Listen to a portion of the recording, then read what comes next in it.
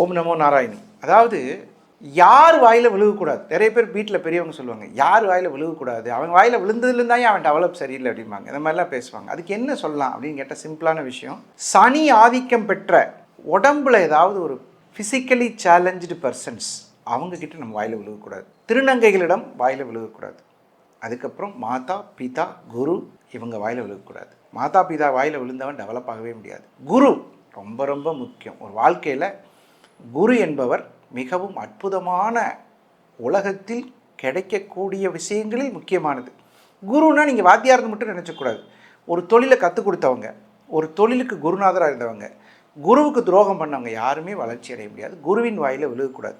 கர்ணனுக்கே அந்த நிலைமை, நமக்கெல்லாம் ஒன்றுமே சொல்ல முடியாது. அதனால் மாதா பிதா குரு, ஃபிசிக்கலி சேலஞ்சு பர்சன்ஸ், திருநங்கைகள் வாயில் விழுந்தவர்கள் வாழ்வில் மேல்நிலைக்கு வர முடியாது. இதற்கு பரிகாரம் இல்லை.